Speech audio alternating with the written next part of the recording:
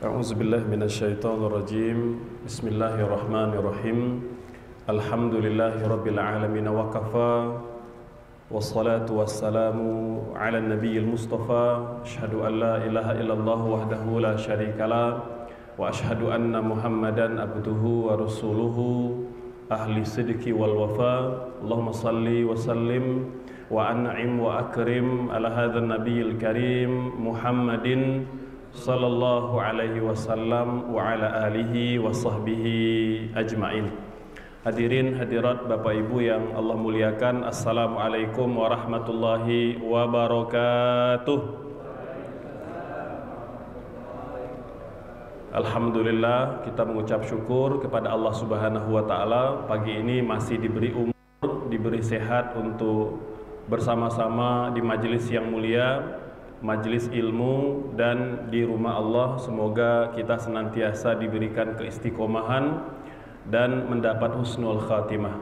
Amin, Allahumma amin.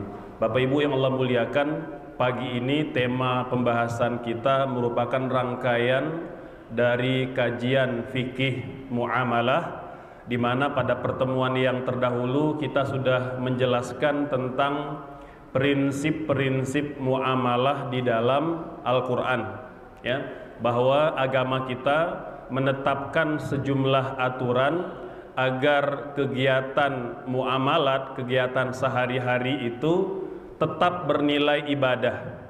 Di antara persyaratannya adalah harus sesuai dengan tuntunan agama, agar jual beli, agar transaksi, pinjam meminjam, sewa menyewa yang kita lakukan itu semua bernilai ibadah. Bapak Ibu yang Allah muliakan, pagi ini tema secara khusus adalah mengenal transaksi-transaksi halal di dalam agama kita. Ya, nanti kita akan juga menjelaskan transaksi-transaksi yang haram. Ya.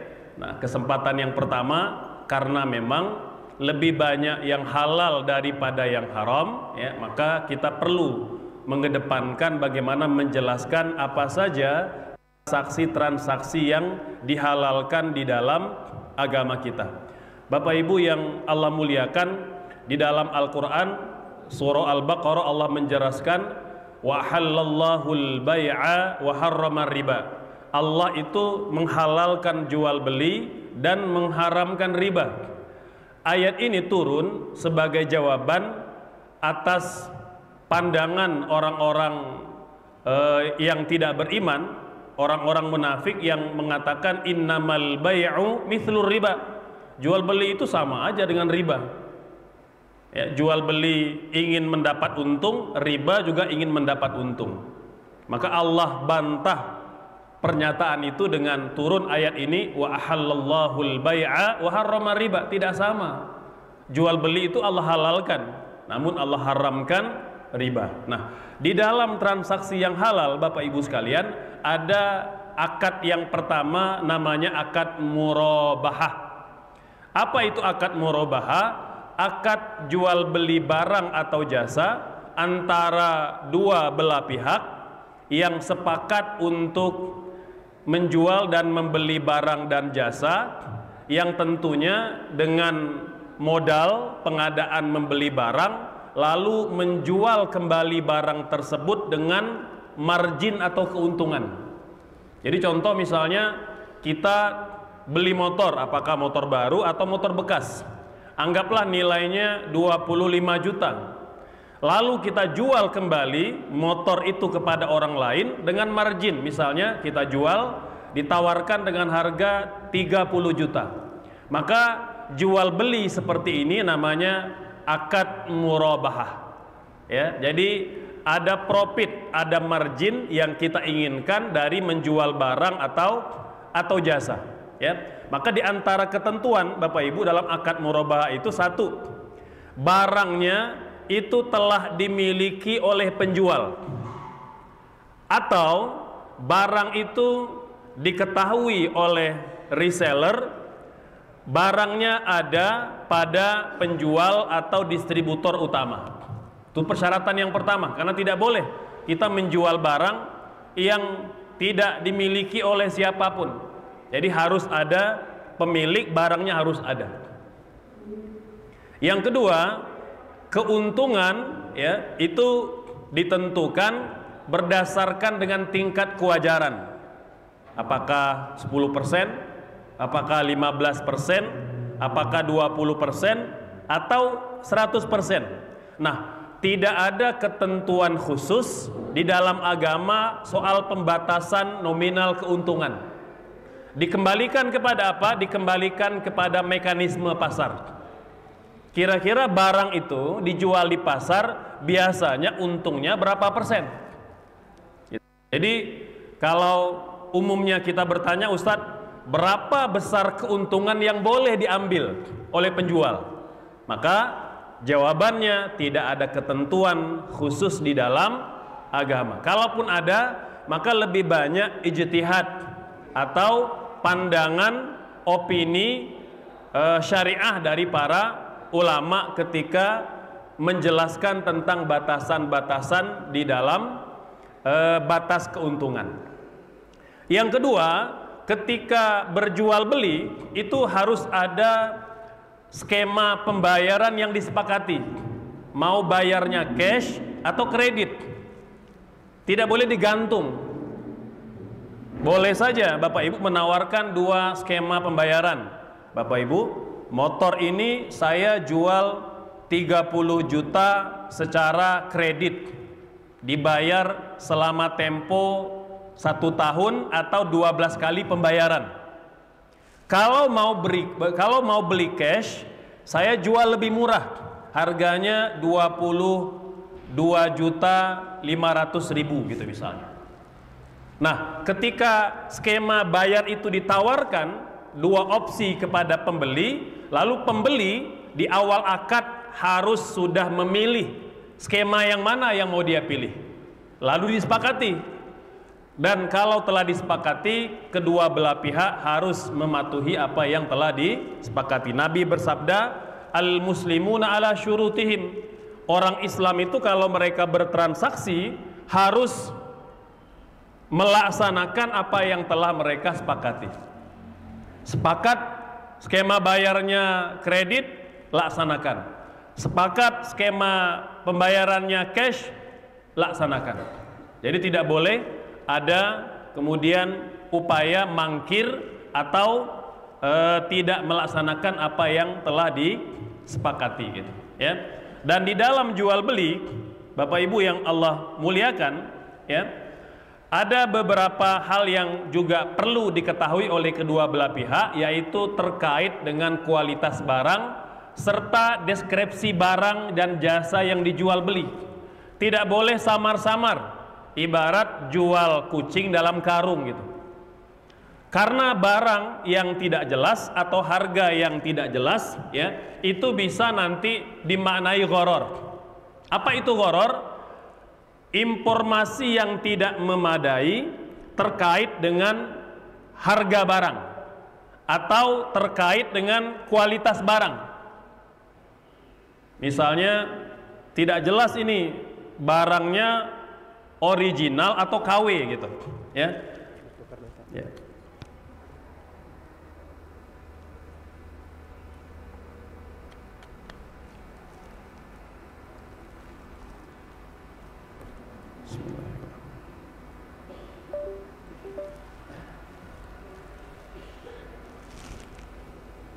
Ya.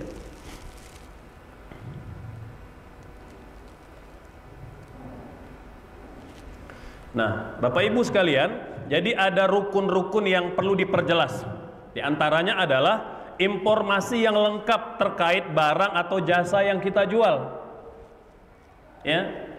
Mungkin berkaitan dengan warnanya, kualitasnya, kemudian mereknya, jumlahnya, ya, itu harus jelas di awal.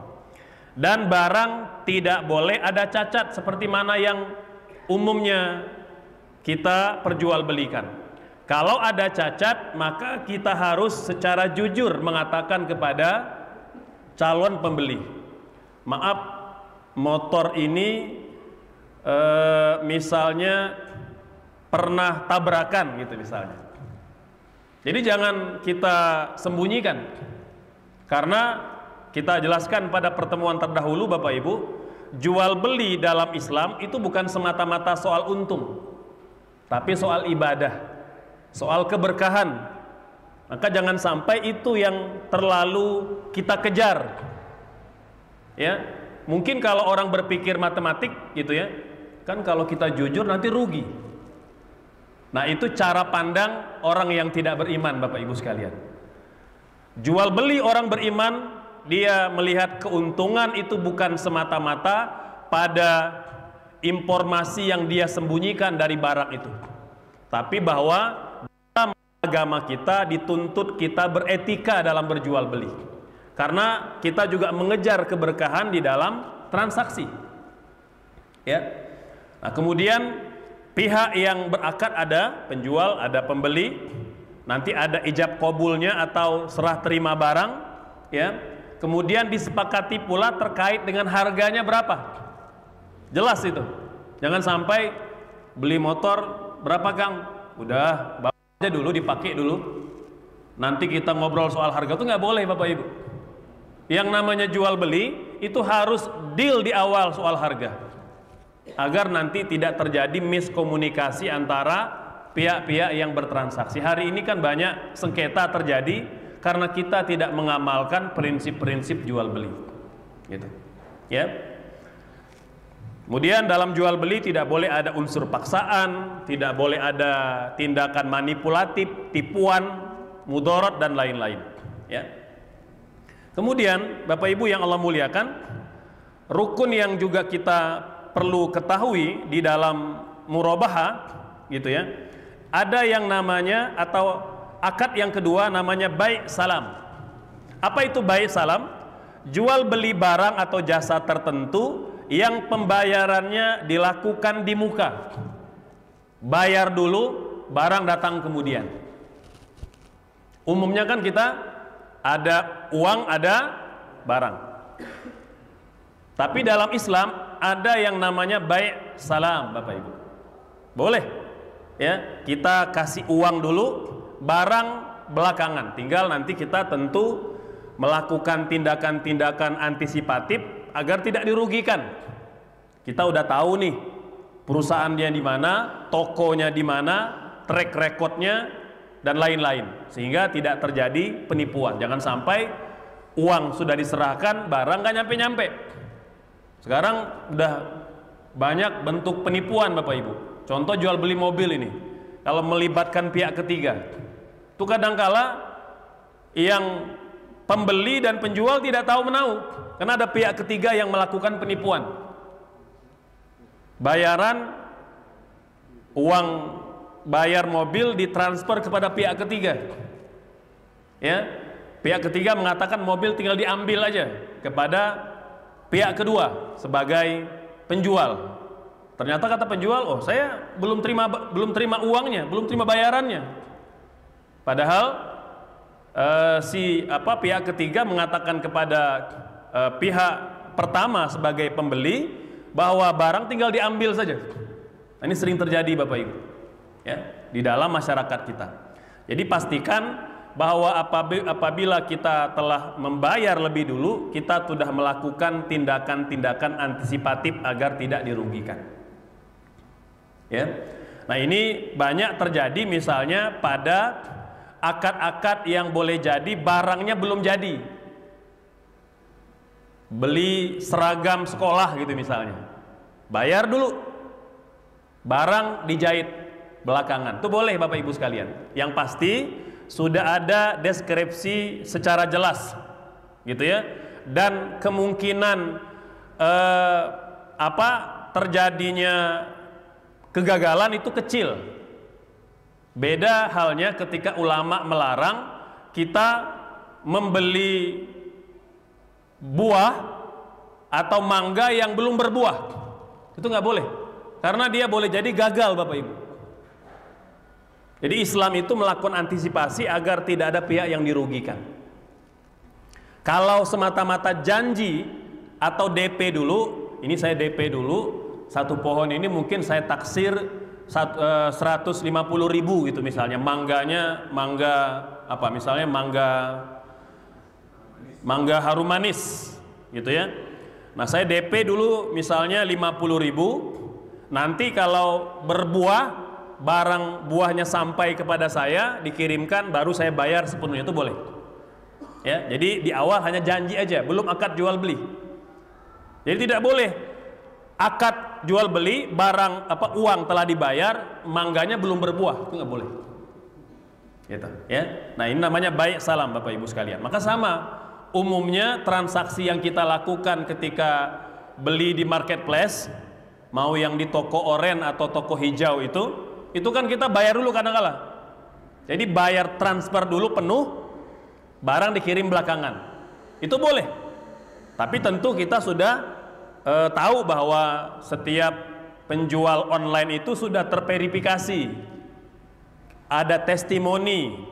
Kemudian biasanya uang itu kan tidak langsung ke penjual, tapi akan transit dulu di perusahaan toko oren atau toko hijau tadi. Kalau kita udah konfirmasi, baru uang diserahkan kepada penjual. Itu begitu ya. Yang ketiga Bapak Ibu, ada yang namanya istisna. Nah, istisna ini kalau bahasa modernnya PO, pre-order gitu. Jadi sistemnya kita membuat sesuatu. Hari ini bisa dalam membuat seragam, bisa membuat rumah, membuat bangunan. Itu akad yang dipakai akad istisna, minta dibuatkan.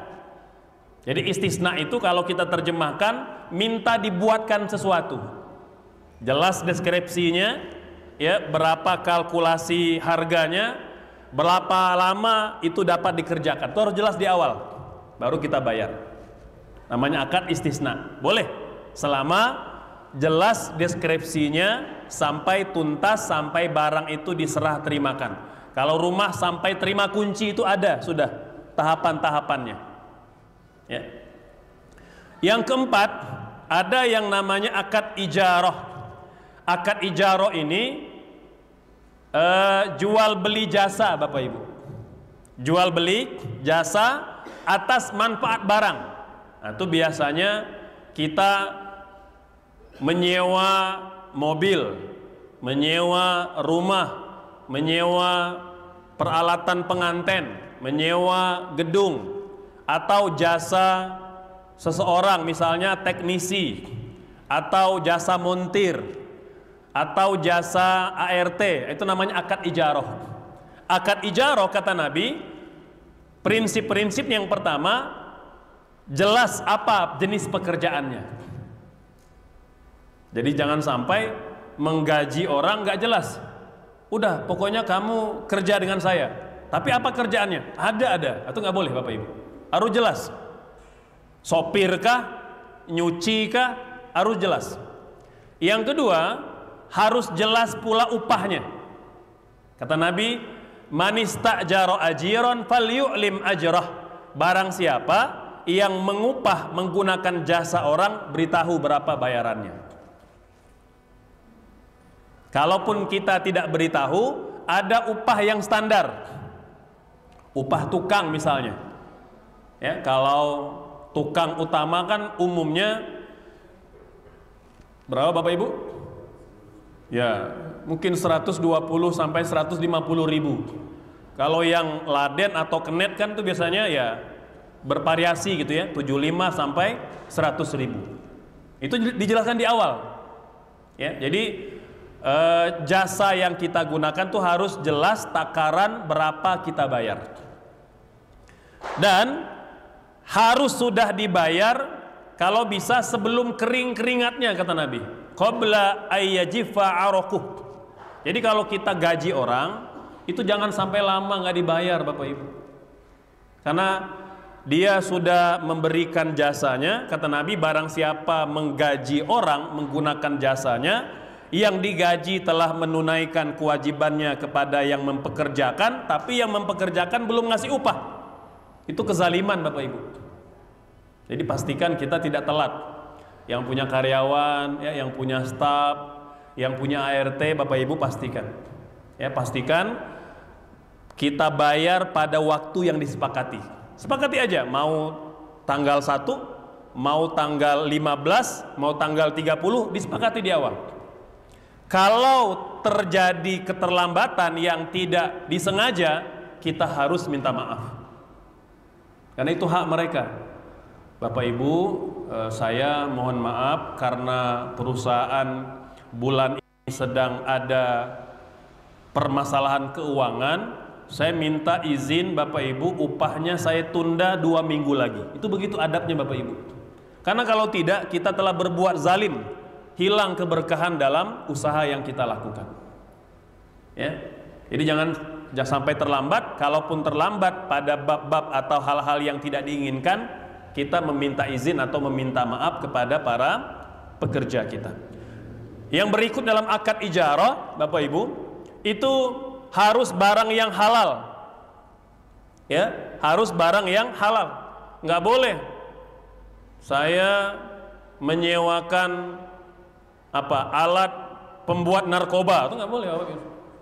Atau alat pembuat miras, nggak boleh, haram hukumnya. Jadi yang kita gunakan, yang kita sewa itu harus untuk hal-hal yang halal.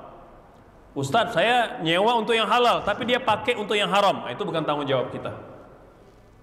Kita menyewakan apa? Misalnya rumah, tapi ternyata secara diam-diam kita tidak tahu, ya dia pakai rumah itu untuk bikin miras, bikin narkoba, bikin petasan, dan lain-lain. Nah, itu kita kalau tidak tahu, kita tidak berdosa. Tapi kalau kita tahu, tapi kita membiarkan, maka ini diantara akad yang diharamkan dalam agama.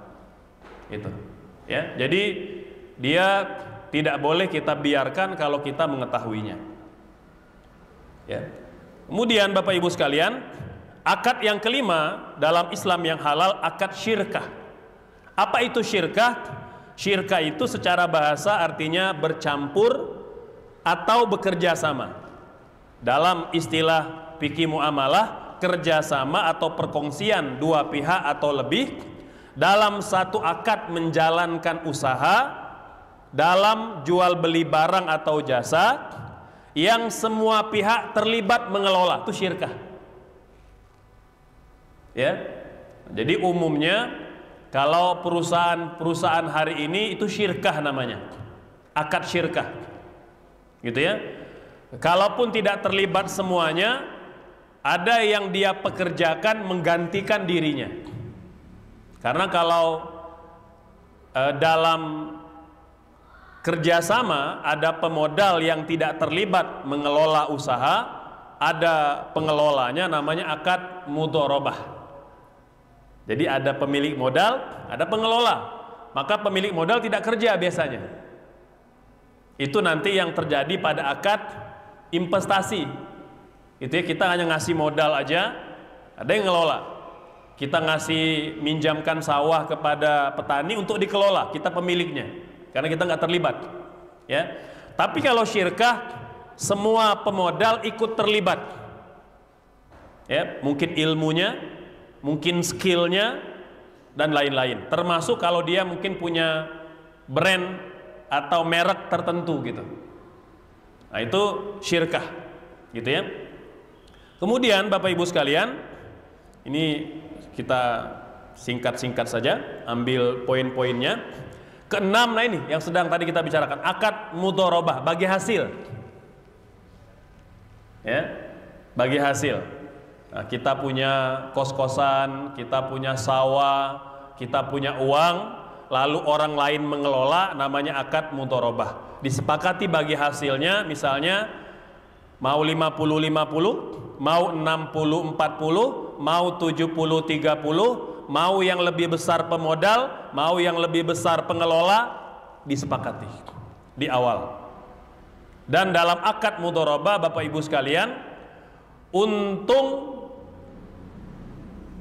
dibagi bersama, kalau rugi ditanggung yang punya modal. Untung dibagi bersama, kalau rugi ditanggung yang punya modal. Jadi pengelola tidak menanggung kerugian. gitu ya, selama tidak ada unsur kelalaian pada pengelola ya. Jangan sampai misalnya mobilnya gitu ya, yang dijadikan sebagai objek investasi itu dibiarkan tidak dirawat, tidak di maintenance, bahkan kadangkala dibiarkan parkir di pinggir jalan ya, rusak, rugi, maka pengelola ikut menanggung kerugian kalau ada unsur kelalaian. Tapi kalau tidak ada unsur kelalaian, maka kerugian ditanggung sepenuhnya oleh pemilik modal. Itu kalau akad mudharabah Bapak Ibu. Kalau akad syirkah tadi itu bersama-sama, untung bersama, rugi bersama. Kalau akad syirkah itu begitu ya, karena memang akad syirkah itu karena semuanya terlibat ngelola. Kalau akad mudharabah ada satu yang tidak kerja, dia mantau aja ya, satu punya modal, satu punya ilmu. Jadi maka Islam menetapkan sejumlah ketentuan-ketentuan yang perlu dipikul baik pemodal atau pengelola. Yang ketujuh, ada yang namanya wadi'ah. Wadi'ah Bapak Ibu, ini akad penitipan. Itu namanya wadi'ah ya. Wadi'ah ini boleh komersil, boleh non komersil. Tetangga menitipkan anaknya ke kita, kita tidak minta bayaran, berarti wadi'ah non komersil, penitipan. Ada yang kita bikin daycare, full day gitu misalnya, kita minta bayaran, nah itu wadi'ah yang komersil. Kedua-duanya boleh, selama disepakati berapa lama penitipan. Nah, kemudian dibuat juga sejumlah klausul kalau terjadi hal-hal yang tidak diinginkan. Itu ya, nitip koper misalnya hilang, nah, itu harus dibikin kesepakatannya ya. Jadi umumnya kalau wadi'ah, kalau barang itu hilang dan kita telah membayarnya, maka yang dititipkan barang wajib menggantinya gitu ya, selama itu disepakati di awal. Kalau disepakati pula tetangga mau pulang kampung, dia nitip ayam, kita tidak mau terima, saya tidak biasa ternak ayam, mangga dititipkan, tapi kalau mati ditabrak motor saya nggak tanggung jawab ya. Nah, itu boleh di awal disepakati. Maka kalau terjadi kehilangan, ayam dicuri orang atau ditabrak mobil, motor, maka yang dititipkan tidak menggantinya, asal di awal telah disepakati. Itu namanya akad wadi'ah ya. Makanya Bapak Ibu kalau nyimpen uang di bank syariah, itu dia nanya biasanya, Bapak Ibu mau akad wadi'ah atau akad mudharabah ya, mau nyimpen aja tidak mau bagi hasil, atau mau akad mudharabah bagi hasil. Kalau wadi'ah tidak ada bayaran bulanan, uang kita nggak bakal dipotong, hanya administrasi di awal saja ya. Nah, nanti umumnya kan ada uang yang kita harus tetap segitu saldonya, misalnya 50.000 atau 100.000, udah itu sebagai administrasi, tidak ada potongan bulanan. Tapi kalau mudharabah bagi hasil, Bapak dapat keuntungan sejumlah modal yang dititipkan, ada potongan pula setiap bulan, itu biaya operasional. Itu begitu Bapak Ibu. Jadi itu jelas di awal. Itu diantara yang membedakan antara bank konven dengan bank syariah, ada akad yang jelas gitu ya. Kemudian kedelapan, ada yang namanya rahan. Rahan ini adalah gadai ya, atau jaminan, namanya rahan ya. Jadi rahan ini adalah ketika kita meminjam sejumlah uang atau barang, kita menjaminkan harta kita, entah itu perhiasan, entah itu BPKB, entah itu kalau sekarang ada sertifikat atau SK kepegawaian gitu ya, apalah namanya ya, itu diperbolehkan Bapak Ibu. Walaupun sebenarnya dalam akad jual beli tidak wajib ada jaminan, tidak wajib ada barang yang digadaikan, tidak wajib. Tapi kalau yang meminjamkan uang atau meminjamkan barang meminta, maka ya yang meminjam kalau dia setuju harus menyediakan itu. Walaupun tetap barang yang dijaminkan itu belum pindah tangan, itu masih milik yang punya barang. Dia hanya membuat komitmen kalau nanti saya gagal bayar, barang ini dijual untuk menutupi hutang saya yang belum lunas. Itu begitu. Ya, itu namanya rahan Bapak Ibu. Ya. Kemudian yang ke-9 namanya wakalah. Apa itu wakalah? Wakalah ini pelimpahan kekuasaan. Gitu ya. Surat kuasa untuk jual beli, surat kuasa untuk sewa menyewa. Nah, itu ada jasa yang boleh kita berikan. Ya, misalnya saya ditunjuk untuk melakukan transaksi membeli sejumlah peralatan atau perabot rumah tangga untuk 1000 unit rumah. Maka saya karena dipercaya berhak untuk menerima bayaran yang ditentukan di awal, karena saya mewakili para pihak untuk melakukan pembelian dan transaksi. Itu namanya wakalah, gitu ya. Nah, ini banyak dalam konteks-konteks pada hari ini, baik di perbankan ataupun dalam koperasi. Yang ke-10 Bapak Ibu, ada yang namanya kafalah. Nah, ini kafalah ini jaminan. Kita memberikan jaminan kepada pihak tertentu atas komitmen pihak pertama, semacam garansi, gitu ya. Nah, misalnya si A dengan si B mau transaksi, si B belum kenal si A, lalu si A memberi jaminan kepada si B kepada orang ketiga. Ini misalnya direktur BUMD misalnya, itu jaminan saya, bikin surat tertulis bahwa saya meminta jaminan dari si fulan bahwa dia bakal menunaikan semua kewajiban-kewajiban yang disepakati. Itu namanya kafalah, gitu ya.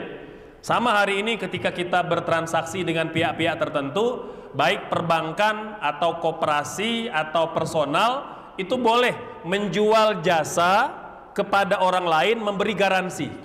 Artinya kalau terjadi wan prestasi gagal bayar, yang memberi jaminan itu wajib memenuhi kewajiban atas transaksi. Misalnya si A gagal bayar nih 10 juta karena di awal telah membeli jasa jaminan, maka yang menjamin itu wajib menjadi penyelesai atas tunggakan atau wan prestasi yang terjadi. Itu begitu Bapak Ibu. Yang terakhir, akad yang halal dalam Islam, akad pemindahan utang piutang, hawalah atau hiwalah. Boleh dibaca dengan dua cara, mau dengan fathah atau dengan kasroh huruf h-nya, hawalah atau hiwalah. Jadi contoh, saya punya hutang dengan Pak Joni misalnya 10 juta. Jadi saya berhutang dengan beliau 10 juta. Di waktu yang sama Pak Joni juga berhutang kepada sahabatnya 10 juta. Maka boleh hutangnya Pak Joni kepada orang lain, pihak ketiga, itu dilimpahkan kepada saya. Jadi pihak ketiga boleh nagih kepada saya. Namanya akad hawala atau hiwala. Dipindah, itu boleh. Gitu, ya. Dan yang meminjam uang saya nggak boleh menolak, karena pada pihak yang berhutang. Atau begitu Bapak sekalian. Itu diantara akad-akad yang halal di dalam agama Islam, ya. Dari ada hawala, kafala, wakala, ada jaminan rohan, ada penitipan, ada investasi, ada syirkah, ada ijarah, ada istisna, ada bai' salam, dan ada murabahah. Nah, ini 11 akad-akad yang dihalalkan di dalam agama kita. Ya, semoga dengan mengetahui akad-akad halal ini kita semakin paham apa saja yang akad selama ini telah kita jalani. Ya, demikian Bapak Ibu, mangga mungkin barangkali ada pertanyaan, kita persilakan. Maka Bapak dan Ibu sekalian, kita buka di sesi kedua ini, yaitu tanya jawab. Mungkin topik pertama 3 orang. Maka sebutkan nama, alamat, status. Nanti yang kedua dari Ibu. Bismillahirrahmanirrahim. Assalamualaikum warahmatullahi wabarakatuh. Waalaikumsalam warahmatullahi wabarakatuh. Mohon Ustaz mau bertanya. Ya, silakan. Nama saya Muhammad Indra Ramadhani. Pertanyaannya adalah, jadi saya tuh pernah melakukan akad ya Ustaz sama kawan, di mana kawan itu memiliki satu unit usaha yang usahanya tersebut itu kaki lima Ustaz. Kaki lima, singkat cerita beliau itu berdagang di depan rumah sakit, salah satu rumah sakit, ya, usahanya itu jus gitu. Kemudian beliau menawarkan kepada saya untuk aku mau beli nggak ini unit usaha saya, nanti tetap sama saya kelola, tapi aku nanti menjadi sebagai pemiliknya. Tapi statusnya itu kan kaki lima Ustaz. Yeah. Nah, kemudian singkat cerita beberapa bulan ke depan itu berjalan, beliau memberikan keuntungan, keuntungan, lalu ada catatan bukti transaksi dan sebagainya. Tapi ada kejanggalan di situ. Terus Anas mengetahui kalau beliau itu ada, misalnya mohon maaf, melakukan kecurangan dengan menggunakan modal itu tuh. Anak-anak kan udah beli full, modalnya itu dipakai untuk jadi judi online. Oke. Nah, itu yang apa yang harus Anda lakukan? Ini tuh udah berjalan sekitar 1 tahun. Di bulan setelah Anda tahu itu beliau melakukan kezoliman, curang gitu ya. Anda tagih, tapi akhirnya nggak ada kejelasan. Nah, apa yang harus Anda lakukan? Kemudian itu tuh gimana tuh transaksinya tuh jadi kategorinya seperti apa, Ustaz? Terima kasih, Ustaz. Baik, ya. Assalamualaikum. Waalaikumsalam warahmatullahi wabarakatuh. Ya, mangga mungkin ada yang lain, kita kumpulin dulu mungkin ya. Dari Ibu ya. Ada ya. Nanti kedua, nanti baru kita ke Ibu ya. Silakan Bapak. Assalamualaikum warahmatullahi wabarakatuh. Nama saya Ilmianto. Izin bertanya mengenai transaksi KPR. Jadi kalau KPR syariah, kalau tidak salah itu konsepnya adalah bank syariah itu membeli terlebih dahulu kepada developer, kemudian setelah itu baru dijual kepada pembeli begitu. Sementara kalau yang konvensional itu si developer itu menjual langsung ke pembeli, tapi kemudian dibantu keuangan begitu, pembiayaan oleh bank, kira-kira seperti itu. Nah, pada kenyataannya yang syariah ini tanda kutip relatif lebih mahal, Ustaz, dibanding yang konvensional kalau pakai hitung-hitungan begitu. Cuman memang lebih pasti begitu. Jadi kalau akadnya katakan 10 tahun mau bayar, harganya sekian, nanti cicilannya sekian, dan tidak akan berubah begitu ya kalau nggak salah. Nah, sementara kalau yang konvensional itu ada macam-macam ini ya, pilihan begitu ya kalau tidak salah. Semakin mau fix, lama semakin panjang. Misalnya fix 3 tahun, kemudian berikutnya floating begitu ya. Nah, ini karena ada perhitungan untung rugi begitu, kadang orang agak bimbang begitu untuk memilih apakah yang syariah, karena kok hitungannya kok jauh lebih mahal begitu dibanding pada umumnya nih masyarakat melihatnya seperti itu begitu, sehingga mungkin sebagian tetap memilih yang konvensional, walaupun bisa jadi ke belakang bisa lebih mahal juga karena ada sistem floatingnya. Nah ini satu, kira-kira seperti apa ininya cara mensikapinya. Satu itu. Kedua, bahwa berbisnis itu sebenarnya pada hakikatnya itu mengelola risiko. Semakin tinggi risiko, semakin potensi keuntungannya tinggi begitu. Kalau semakin rendah risiko, nah kira-kira seperti itu prinsipnya. Nah dari beberapa akad tadi itu kira-kira mensiasati itu bagaimana? Dan untuk yang investasi gitu ya, atau jual beli? Macam-macam ya, karena risiko itu kan bisa nempel di semua ini, sebuah bentuk akad begitu ya. Itu yang kedua. Kemudian yang ketiga, pada umumnya kan masalah terjadi itu karena wan prestasi. Banyak sekali hal-hal yang sifatnya walaupun aturannya sudah ada gitu, sudah cukup banyak kan, dari 1 sampai berapa tadi, ada 10 mungkin ya. Tapi ujung-ujungnya kalau ada pihak yang wan prestasi kemudian menimbulkan sengketa. Nah, permasalahan untuk menyelesaikan sengketa ini yang biasanya kemudian berlarut-larut begitu. Kalau di negara itu sudah mengatur, ada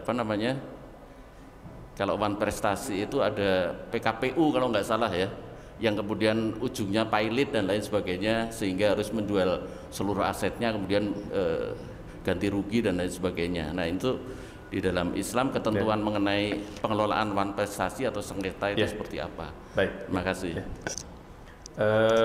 Mangga Ibu silakan, mungkin yang ketiga ya. Nanti baru kita buka sesi yang kedua. Mangga Ibu. Sebentar. Waalaikumsalam warahmatullahi wabarakatuh. Terima kasih. Assalamualaikum warahmatullahi wabarakatuh. Waalaikumsalam. Mangga Ibu. Kami mengikuti pengajian di salah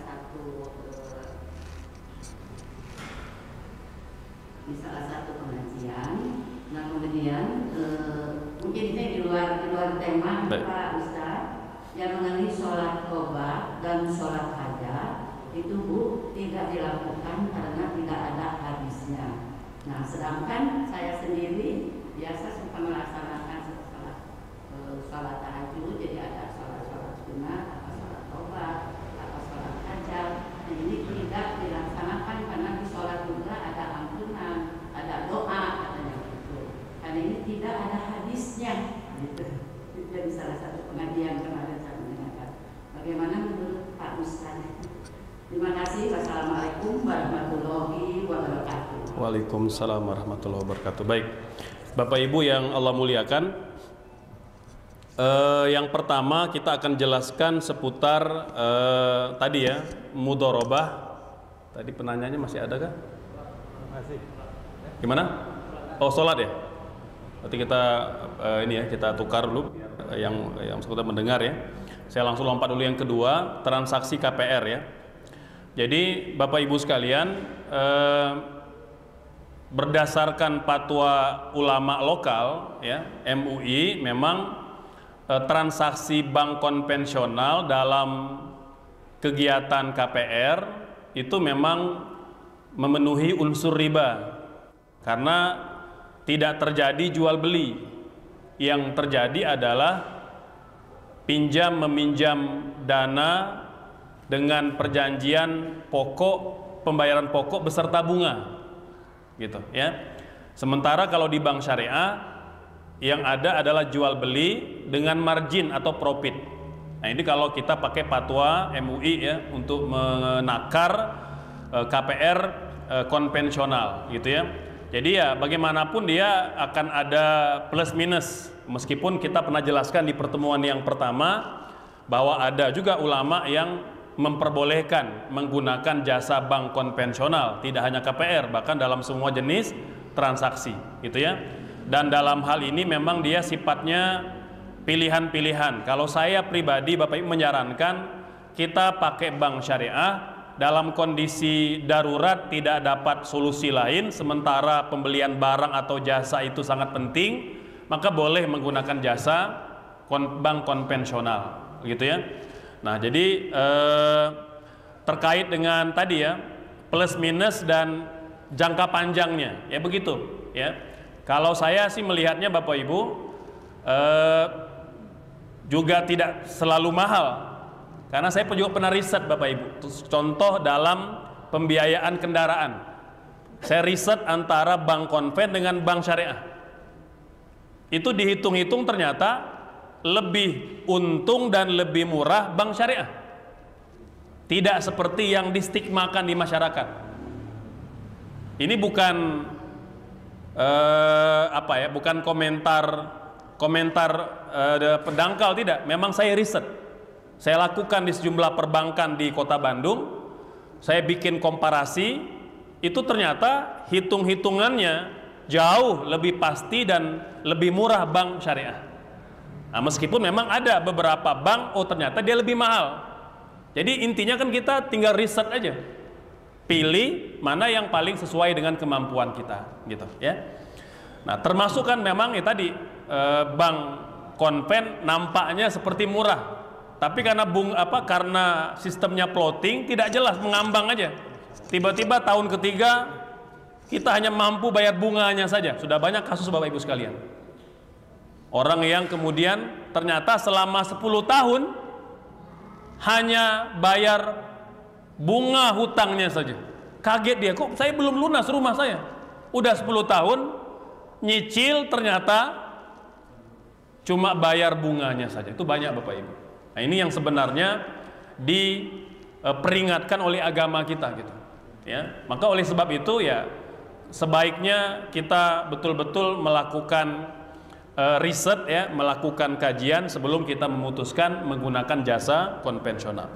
Kemudian risiko akad pasti Bapak Ibu sekalian. Makanya memang tinggal kita mempertimbangkan, kita mau mengambil risiko yang kecil atau risiko yang besar.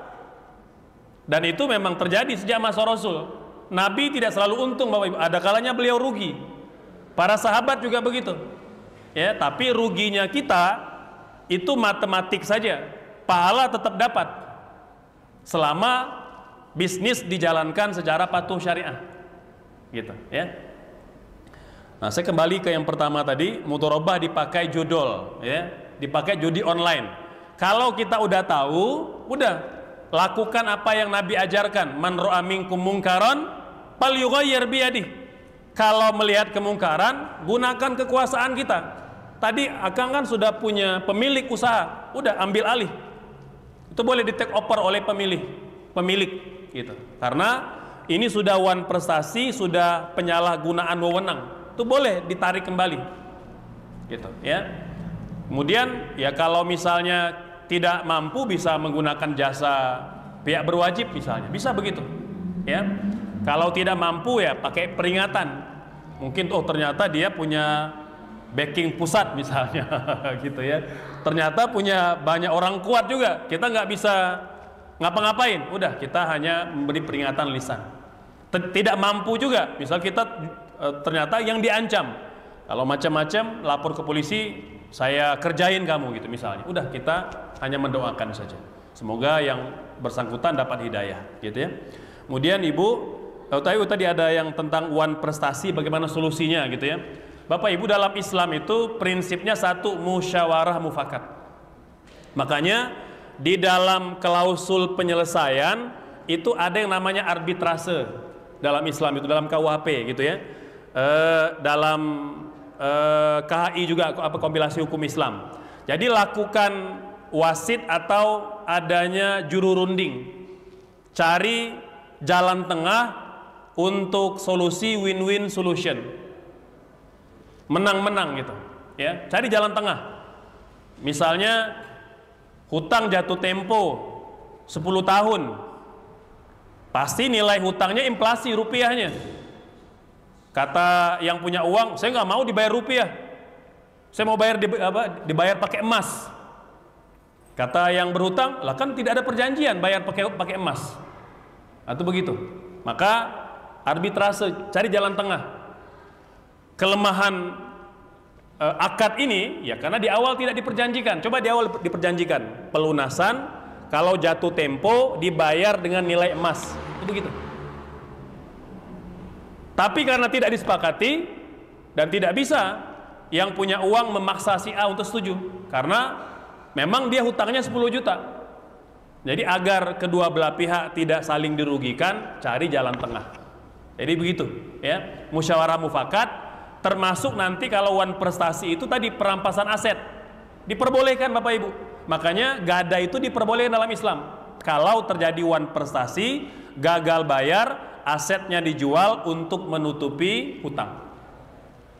Gitu, ya. Cuma dalam Islam beda dengan non-Islam atau yang tidak patuh syariah. Kalau yang patuh syariah, asetnya itu dinilai dengan harga pada waktu dijual. Misalnya harga rumahnya 2 miliar, dia hutang 1 miliar, udah berarti rumahnya dijual, 1 miliar dikembalikan kepada yang berhutang. Tapi kalau dalam undang-undang konvensional itu rumah harganya bisa 10 juta Bapak Ibu, karena kena undang-undang perampasan aset gitu. Maka tadi pastikan yang kita tanda tangani itu kesepakatan yang patuh syariah agar tidak dirugikan Bapak Ibu. Tadi ya, kayak seperti rumah kita, rumah itu harganya 2 miliar tapi karena kena undang-undang perampasan aset cuma dihargai, dijual kepada orang lain, dilelang, harganya 10 juta misalnya, dan kita tidak bisa berbuat apa-apa, tidak bisa membeli rumah itu misalnya. Itu begitu ya. Jadi menghindari itu. Nah Ibu, tentang sholat sunat taubat, bahwa berdasarkan kesepakatan para ulama 4 mazhab, sholat sunat taubat itu disyariatkan.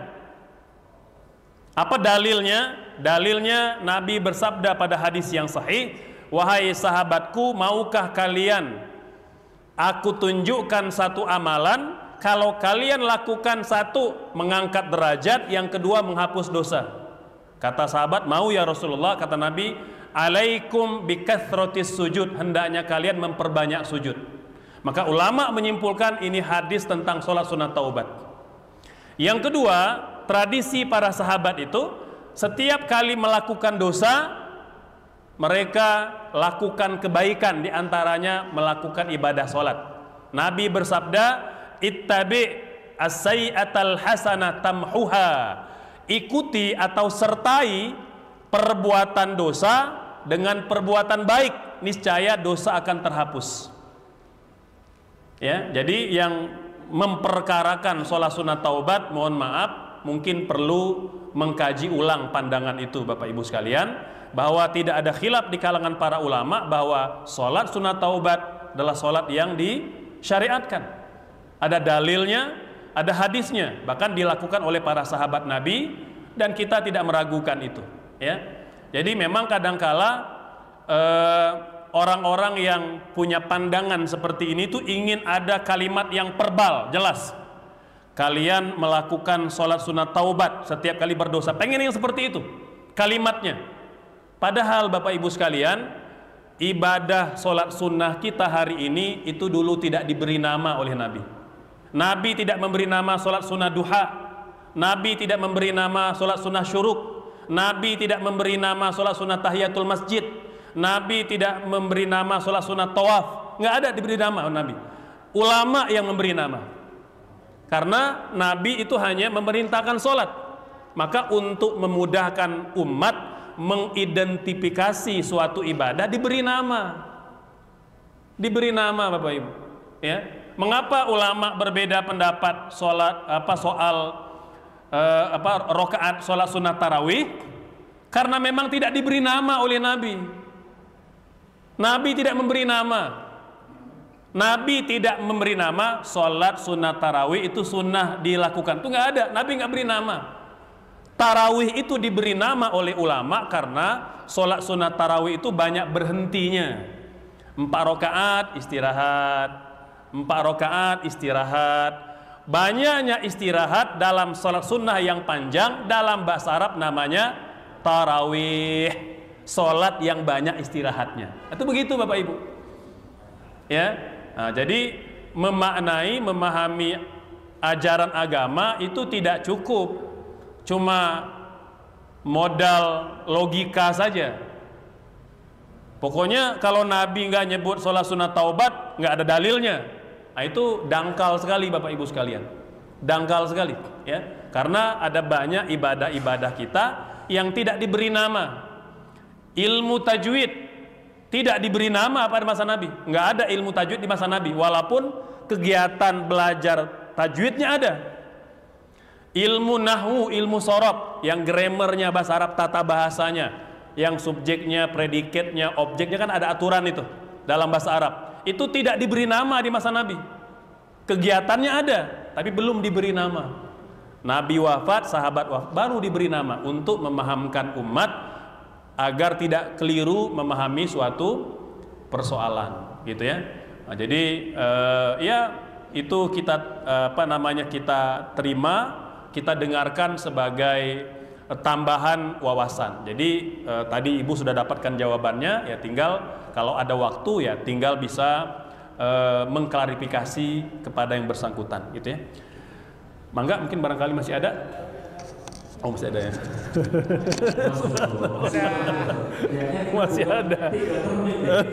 Pertama 3, termin kedua 3 dulu. Ini kayaknya ada sisa 2 nih kayaknya Pak Ustaz. Terima kasih Ustaz, nama saya Dandan Ustaz. Pertanyaannya hanya 2. Yang satu mohon dijelaskan tentang deposito. Pertama itu. Yang kedua adalah kalau kita punya proyek kemudian kita pinjam ke bank, apakah itu termasuk riba? Itu aja. Terima kasih. Assalamualaikum warahmatullahi wabarakatuh. Proyeknya seperti apa Bapak? Kenapa? Apa seperti proyek apa? Proyek? Kemudian saya punya proyek 100 juta gitu ya. Oke. Nah, dibiayai oleh bank. Oke. Kemudian di situ 100 juta itu ada keuntungan. Nah, kemudian saya cicil ke bank itu satu, katakanlah tenornya 10 bulan gitu ya. 10 juta, 10 juta. Itu aja. Terima kasih. Ya, baik. Ya. Dua Pak Tuan, Pak Penasihat. Maka Bapak silakan. Assalamualaikum warahmatullahi wabarakatuh. Waalaikumsalam warahmatullahi Ini mengenai asuransi. Ya. Sekarang ini asuransi banyak Pak. Asuransi jiwa, asuransi kecelakaan, asuransi kebakaran, gitu ya. Dan kebetulan yang ingin saya tanyakan fokus pada asuransi jiwa. Asuransi jiwa, bagaimana menurut pendapat Bapak asuransi jiwa? Sebab yang saya dengar asuransi jiwa ini tidak halal katanya kan gitu. Karena susah menghitung kapan dia mati kan begitu. Siapa yang bisa menghitungnya begitu. Itu saja Pak. Ya. Dan kalau kita ikut asuransi jiwa dan kebetulan dia pahit, ini yang repot lagi Pak. Makasih sebelumnya Pak. Waalaikumsalam warahmatullahi Pak ilmi lagi. Jadi termin kedua 3 pertanyaan. Tapi kalau masih ada lagi kita buka termin ketiga. Maksimal. Ibu-ibu ada yang nanya lagi? Oh, ada satu ya, nanti Kang ada ibu salah satu ya. Ya, mangga. Mumpung Pak tentang muamalah, mungkin ini agak tidak terkait langsung dengan jual beli, tapi terkait dengan suap menyuap Pak. Ya. Karena sedang marak saat ini.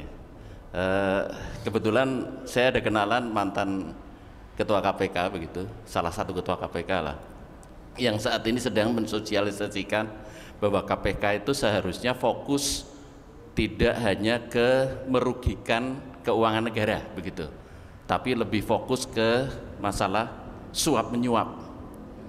Karena kalau konteksnya merugikan keuangan negara itu kadang-kadang bisa dipelesetkan kayak misalnya BUMN ya, mereka kan berbisnis itu ada risiko bisnis begitu. Kalau risiko bisnis tadi disebutkan ada untung ada rugi, begitu ada rugi terus masuk penjara kan seolah-olah gitu jadi kesannya begitu.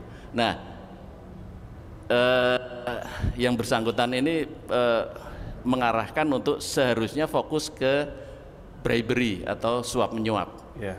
Karena tidak semata-mata yang merugikan negara tidak gitu ya. semata-mata semua yang bentuk suap menyuap gitu iya, ya. begitu. Baik. Karena dapat yang poinnya, Pak. Ya. bribery itu jauh lebih banyak begitu dan mempengaruhi tadi sebenarnya terkait dengan muamalah jual beli segala macam itu kan ada unsur-unsur kalau dengan pemerintahan yang punya anggaran dan lain sebagainya, bribery itu bisa berpengaruh ke situ gitu. Dapat poinnya Pak ya. Iya, baik. Dua itu Pak, terima kasih. Mangga tadi Ibu mungkin sekalian ya. Mangga Teteh ya, silakan. Dikasih mic ya, mangga, silakan.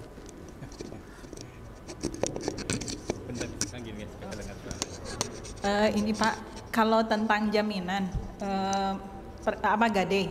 Kalau misalnya gadainya itu kita pakai karena yang digadaikannya jaminannya itu adalah kendaraan, mobil gitu. Seingat saya katanya nggak boleh dipakai. Nah saat itu saya pakai karena nggak tahu gitu ya. Cuman maksudnya kalau nggak dipakai kan nanti mesinnya rusak gitu. Apalagi mobil-mobil zaman dahulu nggak kayak mobil sekarang. Itu mungkin pertanyaannya. Baik, Bapak Ibu sekalian, yang pertama tentang deposito.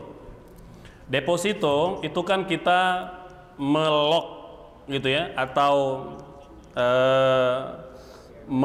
mempris dana kita dalam jangka waktu tertentu, apakah 3 bulan, 6 bulan, setahun gitu ya, untuk kemudian digunakan oleh pihak perbankan, koperasi atau sebuah lembaga keuangan itu untuk kegiatan bisnis gitu. Jadi pada prinsipnya deposito itu boleh Bapak Ibu sekalian. Jadi kita itu seperti pemilik modal dan berhak untuk mendapatkan keuntungan. Ya, maka kalau berdasarkan fatwa MUI, gunakan deposito syariah. Karena usaha atau penggunaan dana kita itu insya Allah pada usaha yang halal. Mohon maaf Bapak Ibu, kalau di bank konven, contoh pabrik miras, kalau dia legal itu boleh minjam ke perbankan. Bayangkan dana kita dipakai untuk pabrik miras gitu. Nah itu Bapak Ibu sekalian mengapa fatwa MUI menyarankan kalau mau deposito yang syariah gitu ya. Nah, kalau kita sudah punya dana di konven ya boleh dikonversi gitu ya. Itu yang pertama. Yang kedua, proyek pinjaman kita ke bank. Tadi kalau bisa pinjam ke syariah gitu ya. Jadi biar akarnya akar syariah gitu. Walaupun bank syariah belum murni syariah, tapi setidaknya meminimalisir. Kecuali Bapak, ini kan kalau fatwa ulama Mesir, dalam kondisi memang kita butuh usaha itu, dan boleh jadi ada banyak pihak yang bergantung pada usaha itu, apakah terlibat kita memodali bikin jalan tol, atau bikin rumah sakit, ya kita terlibat sebagai investor, maka itu diperbolehkan, kalau kita menggunakan fatwa ulama Mesir gitu ya. Tapi kalau kita menggunakan fatwa ulama lokal, dikonversi Bapak, ya ke bank syariah gitu. Kemudian asuransi jiwa, Bapak ya, asuransi jiwa Bapak Ibu, asuransi itu hukum asalnya boleh. Asuransi bahkan sudah ada sejak masa Nabi, namanya aqilah. Aqilah itu semacam tabungan bersama. Jadi kan orang Arab kan suka berantem Bapak Ibu. Bahkan berantemnya bunuh-bunuhan. Masyarakat Arab itu punya kesepakatan sejak dulu, kalau yang membunuh keluarganya didenda 100 ekor unta. Berarti kalau hari ini nilainya 5 miliar. Itu tidak bisa dibayar satu keluarga. Maka mereka bikin kesepakatan, bikin asuransi bersama, nabung bersama di tabungan tertentu. Nanti siapa yang keluarganya terlibat pembunuhan, ngambil dari situ uangnya. Yang tidak terlibat ya nggak ngambil, tapi bayar tiap bulan gitu. Itu mirip praktek asuransi. Kata Nabi, itu aqilah sudah ada sejak masa sebelum aku diutus menjadi nabi dan rasul gitu. Ya, maka ulama menyimpulkan pada dasarnya asuransi itu boleh. Namun asuransi itu dalam Islam harusnya prinsipnya ta'awun, tolong menolong, bukan komersil. Nah, itu begitu. Jadi kita itu kalau mau bikin asuransi ya kayak apa? Kalau di masjid bisa dana apa itu? Dana fardu kifayah itu. Yang biaya kain kafan, bayar penggali kubur, itu boleh begitu. Itu yang pada dasarnya asuransi prinsip tolong menolong. Nah, hari ini memang asuransi itu menjadi komersil Bapak Ibu, menjadi media keuntungan. Orang mengeruk keuntungan dari asuransi itu yang sebenarnya menyimpang dari asuransi yang dibenarkan dalam Islam. Makanya pakai asuransi syariah. Lagi-lagi syariah. Gitu, ya. Karena tadi dia meminimalisir potensi-potensi yang melanggar ketentuan syariah. Termasuk nanti penyimpanan dana. Kan dia ada dana itu dipakai untuk usaha-usaha yang halal. Makanya mengapa misalnya ada asuransi belum dapat fatwa halal MUI, karena dia tidak mensyaratkan usahanya halal. Kalau tadi kan pemilik pabrik miras mau minjem modal itu, pinjemin aja. Yang penting dapat untung. Dalam Islam nggak boleh gitu. Jadi harus ada batas-batas penggunaan dana pada aspek-aspek yang dihalalkan, gitu ya. Nah, termasuklah kalau ada kasus misalnya pilot dan lain sebagainya, gitu ya. Jadi mau asuransi jiwa, asuransi pendidikan, asuransi kesehatan, itu prinsipnya adalah dana kebajikan, dana bersama. Prinsipnya tolong menolong, kita subsidi silang. Siapa yang meninggal lebih dulu, maka dia mendapatkan santunan. Yang lain nunggu antrian aja. Itu gitu kira-kira. Kemudian riswah tadi Bapak, suap menyuap, ya memang kan prinsipnya begitu. Karena kan yang diharamkan itu bukan semata-mata merugikan siapa, tapi yang diharamkan itu suap menyuap, walaupun dia 1 sen saja. Kan kata Nabi, ar-rashi wal murtashi finnar, yang menyuap, yang terima suap, dua-dua di neraka. Jadi ancamannya keras, gitu ya.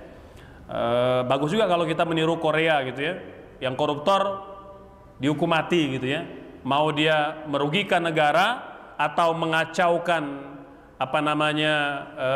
transaksi keuangan masyarakat, itu bisa dihukum, gitu ya. Karena pada prinsipnya kan suap menyuap ini walaupun tidak merugikan negara, merugikan orang lain, diambil haknya.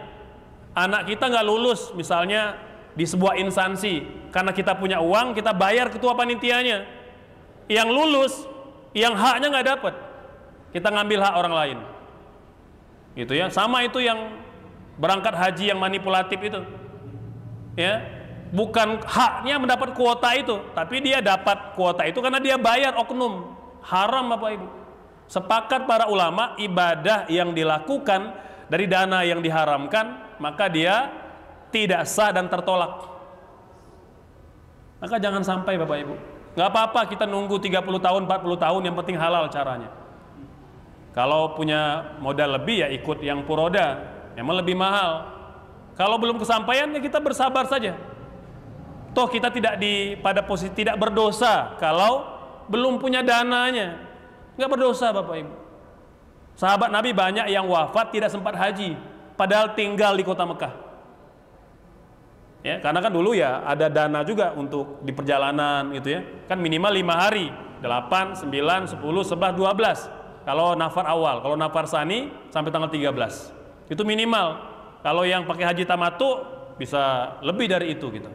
Ya. Nah, itu Bapak Ibu sekalian. Kemudian Teteh tadi jaminan gadai yang dipakai. Boleh nggak kita memakai barang yang digadaikan? Contoh, teman kita minjam duit ke kita, dia menggadaikan mobil. Sebenarnya mobil itu tidak harus disimpan di kita, tetap di rumahnya saja. Kita hanya pegang misalnya salinan fotokopi BPKB-nya atau STNK-nya boleh. Jadi barang yang digadaikan apapun bentuknya tetap milik yang punya, tidak pindah milik. Boleh nggak dititipkan kepada tempat kita berutang? Boleh. Mau laptop, mau gadget, mau motor, mau mobil boleh. Itu diperbolehkan asal kedua belah pihak sepakat. Oke, nitip mobil ya di kamu ya, tolong dijaga. Nah, mobil satu dia pertama tetap milik pemilik. Tidak boleh kita gunakan pada dasarnya. Ya, misalnya apa? Nitip perhiasan, kita pakai, itu nggak boleh. Nitip jam tangan kita pakai, nggak boleh. Jadi semua yang dititipkan sebagai gadai kepada kita tak boleh digunakan. Seperti di banyak daerah kan nitip sawah gadai digarap sama yang itu haram hukumnya. Tapi Ustadz, mobil kalau nggak dipakai rusak. Nah, situ poinnya.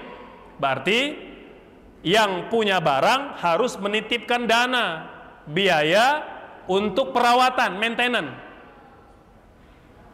Gini deh, kita sepakat aja, karena mobil ini butuh perawatan, saya konversi menjadi boleh digunakan, asal dirawat, itu boleh. Maka dulu sahabat Nabi itu menitipkan kambing. Kan kambing kalau nggak diberi makan mati. Kata sahabat, kamu boleh perah susunya gratis. Sebagai ganti, kamu beri makan kambingnya gitu. Itu begitu. Maka sama tadi, maka di awal disepakati teh. kan motor ini, mobil ini kalau nggak dipakai setahun rusak. Maka saya pakai untuk menjaga perawatannya sebagai kompensasi, gitu ya. Memang prinsipnya ya dia harus nitip uang itu biar saya bawa ke bengkel kalau rusak, gitu ya. Nah, tapi kan ya mungkin nambah kerjaan. Maka sebagai bentuk konversi atau kompensasi boleh dipakai dengan syarat dijaga dan dipelihara. Itu begitu. Kenapa? Tidak masuk riba karena itu sesuatu yang wajar. Contoh misalnya, nitip kambing tadi. Kambing perlu makan nggak? Perlu makan. Dari mana makannya? Dari yang punya atau yang tempat nitip? Sesuai kesepakatan aja. Ya, kalau misalnya yang dititipin, udahlah saya sukarela. Saya tidak akan merah susunya. Pokoknya kamu boleh ngambil, saya gratisin biaya makan kambing. Boleh. Itu bagus banget. Tapi kita boleh meminta karena itu sesuatu yang memang diperlukan. Karena kalau tidak kambing nggak diberi makan mati. Jadi berbeda halnya dengan pinjaman berbunga. Itu apa coba logikanya kita mengambil bunga? Gitu. Jadi kan kata Allah prinsipnya la ta'kulu amwalakum bainakum bil batil. Jangan makan harta sesama kalian dengan cara batil, dengan cara yang tidak halal. Itu nggak boleh.